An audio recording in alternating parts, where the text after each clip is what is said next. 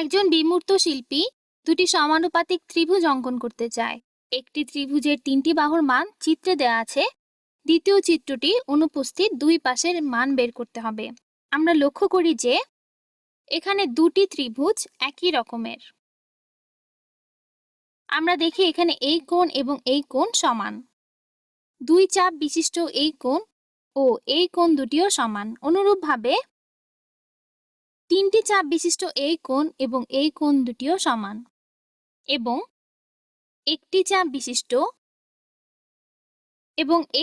বিশিষ্ট এই কোণ এবং এই কোণটিও সমান।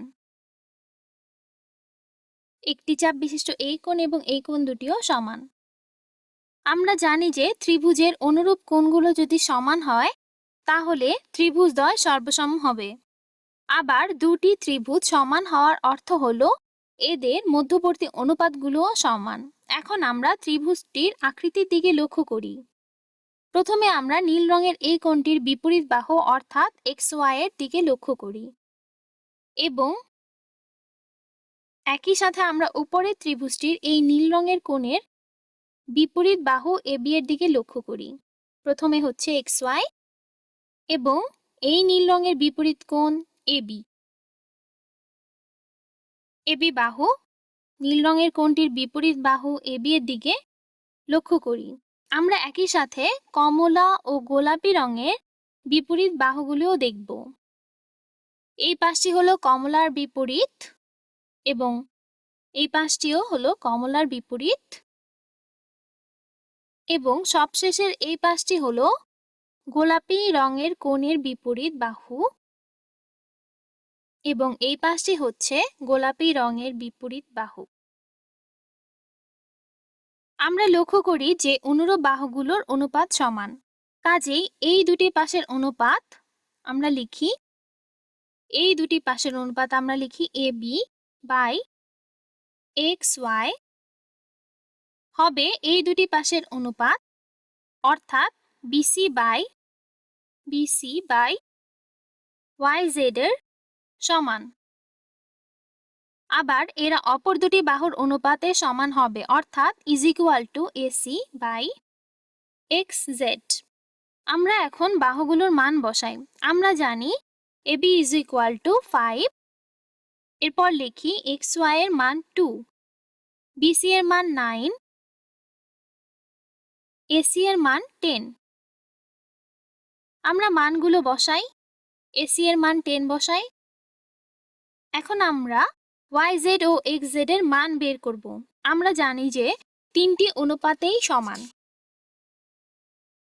কাজেই আমরা যে কোনো দুটি অনুপাতকে আলাদা আলাদা করে অনুপস্থিত পাশগুলোর মান বের করতে পারি।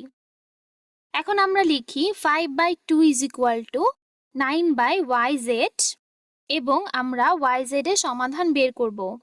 আমরা উভয় পাশে YZ গুণ করতে পারি। তাহলে উভয় পাশে YZ গুণ করি।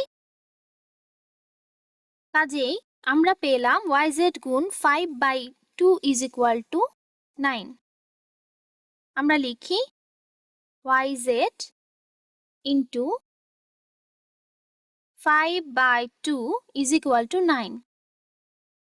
আমরা YZ এর মান পেতে চাই। কাজেই আমরা যদি উভয় পাশে 2/5 গুণ করি তাহলে YZ এর মান পেয়ে যাব। তাহলে আমরা বাম পাশে 5/2 এবং ডান পাশে 2/5 গুণ করি। তাহলে 2/5 এবং 5/2 কেটে যাবে। আমরা লিখি YZ = 9 into 2 = 18/5। 18/5 যা আমরা লিখতে পারি 3 into 3/5, অর্থাৎ 3.6। কাজে আমরা একটি মান পেয়ে গেলাম। এখন অপর মানটি বের করব। আবার আমরা লিখি 5/2 = 10/XZ। আমরা XZ এর জন্য সমাধান বের করব। আমরা এটাকে এভাবেও লিখতে পারি 2/5। আমরা এটাকে এভাবেও লিখতে পারি যে 2/5 is equal to xz by 10। এখন আমরা উভয় পাশে 10 গুণ করি। ডান পাশে 10, 10 কেটে শুধু থাকবে xz। তাহলে বাম পাশে 10 কে 5 দিয়ে ভাগ করলে হয়ে যাবে 2 এবং 2। 2 এর সাথে 2 গুণ করলে হবে 4, অর্থাৎ xz ইজ ইকুয়াল টু হবে 4। xz ইজ ইকুয়াল টু হবে 4। এটি হচ্ছে সমাধান।